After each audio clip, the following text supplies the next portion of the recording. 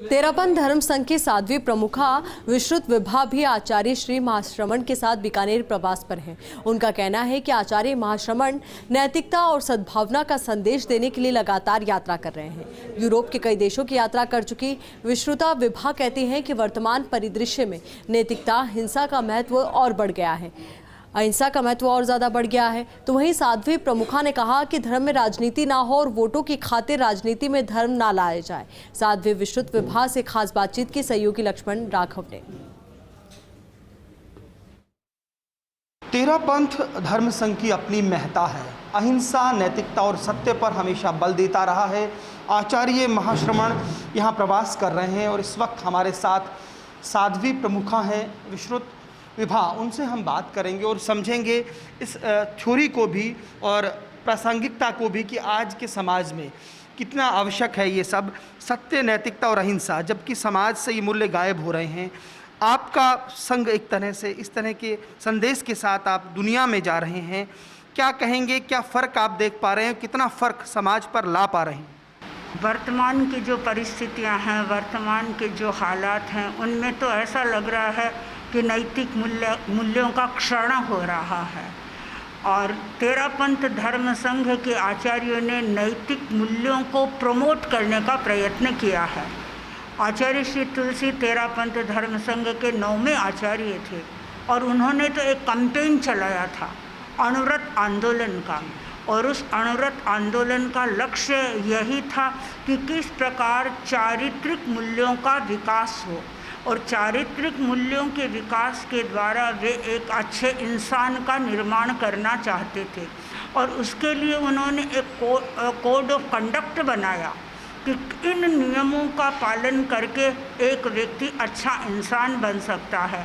जैसे उसका पहला नियम था, मैं निरपराध प्राणी की हत्या नहीं करूँगा। तो वर्तमान में हम देख रहे हैं कि किस प्रकार हिंसा हो रही है, न केवल हिंदुस्तान में, हिंदुस्तान के बाहर भी हिंसा बढ़ रही है।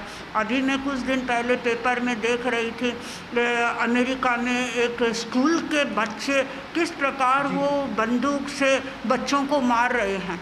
तो हिंसा बढ़ रही है। यूक्रेन की हिंसा, हम रसिया और यूक्रेन में जो हो रहा है, तो हिंसा सब जगह बढ़ रही है। तो उस हिंसा को रोकने का एक उपाय यह हो सकता है कि यह जो मोरल मूवमेंट हमारा चल रहा है, इस मूवमेंट के जो कोड ऑफ कंडक्ट यदि व्यक्ति अपनाए, जैसे मैंने बताया कि मैं निरपराध प्राणी की हिंसा नहीं करूँगा, तो उसमें यदि उसके साथ वो यह जोड़े कि मैं भ्रूण हत्या नहीं करूँगा, मैं आत्महत्या नहीं करूँगा, मैं दूसरों की हत्या नहीं करूँगा, इस प्रकार के छोटे छोटे संकल्पों को यदि व्यक्ति ग्रहण करता है तो धीरे धीरे व्यक्ति सुधरेगा, उससे समाज पर असर आएगा, और समाज हमारा अच्छा होगा तो फिर राष्ट्र पर उसका असर होगा और फिर विश्व पर भी उसका असर हो सकेगा। तो इस प्रकार नैतिक मूल्यों के जागरण की दृष्टि से आचार्य तुलसी ने प्रयत्न किया। आचार्य महाप्रज्ञ जी भी उसी दिशा में आगे बढ़े, और वर्तमान में आप देख रहे होंगे परम पूज्य आचार्य महाश्रमण जी को। आचार्य महाश्रमण जी ने भी अभी 8 वर्षीय अहिंसा यात्रा की। और कुछ और साथ ही साथ एक जिक्र वो करते हैं कि सुकरात कहते हैं कि राजा को दार्शनिक होना चाहिए। आप क्या मानते हैं इन दोनों विषयों पर? परम पूज्य आचार्य महाप्रज्ञ जी ये कहते थे कि जो नेता होता है उसे दार्शनिक होना चाहिए, और जो दार्शनिक है उसे वैज्ञानिक होना चाहिए। तो दार्शनिक और वैज्ञानिक दोनों की जो युति होती है वह व्यक्ति को सफलता की ओर ले जाती है। और आचार्य महाप्रज्ञ जी का और डॉक्टर कलाम का जो संपर्क था, वह संपर्क अध्यात्म और विज्ञान का संपर्क था।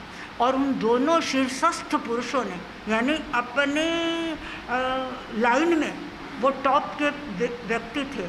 आचार्य महाप्रज्ञ जी को हम अध्यात्म जगत के व्यक्ति कह सकते हैं, और डॉक्टर कलाम को हम विज्ञान जगत का व्यक्ति कह सकते हैं। वो वैज्ञानिक थे और ये आध्यात्मिक थे, लेकिन दोनों की ट्यूनिंग थी। क्यों ट्यूनिंग थी?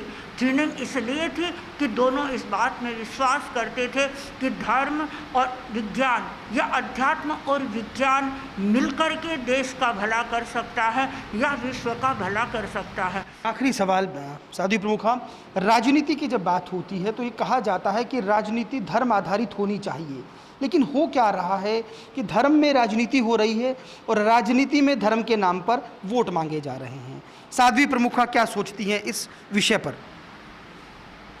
ये आप ठीक कह रहे हैं कि धर्म में राजनीति घुस रही है और राजनीति में धर्म इसलिए घुस रहा है कि वो अपने वोट बैंक को स्ट्रॉन्ग बनाना चाहते हैं। वास्तव में जब हम अपने भारत के अतीत को देखते हैं तो अतीत में हमारी एक बहुत सुंदर परंपरा थी। हम पुराने ज़माने में तो राजकीय शासन था, राजा होते थे, तो राजा महाराजे के पास में राजा महाराजे स्वयं ऋषियों मुनियों के पास में जाते थे, उनके पास में वे मार्गदर्शन लेते थे और उनका मार्गदर्शन लेकर के वे अपने राज्य का संचालन करते थे। आज वह परिस्थितियां बदल गई है, न वह राजकीय व्यवस्था ही रही है, अब राजनीति का एक नया रूप हमारे सामने आ गया है। यद्यपि कुछ लोग ऐसे भी हो सकते हैं जो साधुओं के पास में जाते हैं, उनका मार्गदर्शन लेते हैं, लेकिन मैं तो ये सोचती हूँ कि जो भी गवर्नमेंट में प्रवेश करे, जो राजनीति के फील्ड में आगे जाए, उन्हें अभी भी जो योग्य व्यक्ति हैं, जो ऋषि महर्षि हैं, जो संत लोग हैं, उनके पास उन्हें जाना चाहिए, उन्हें मार्गदर्शन लेना चाहिए। बहुत शुक्रिया। तो ये थे साध्वी प्रमुखा जिन्होंने हमसे बातचीत की और बताया, बहुत सारे मुद्दों पर बात की। खासतौर पर उन्होंने आदि आबादी के लिए, आदि दुनिया के लिए संदेश दिया कि न केवल मनी माइंड बनने से या टेक्नोलॉजी में आगे रहने से बहुत कुछ होने वाला है, ज़रूरी है कि हम खासतौर पर भौतिकवाद से दूर रहते हुए उन सभी भारतीय मूल्यों को भी पालना करें। साथ ही साथ धर्म और राजनीति के विषय पर भी उनसे चर्चा की। इसके साथ साथ अब्दुल कलाम के साथ साथ उन्होंने आचार्य तुलसी और आचार्य महाप्रज्ञ के जीवन के कुछ उदाहरण भी दिए। कैमरा पर्सन गुलाम रसूल के साथ Laxman Raghav, First India News, Bikaner.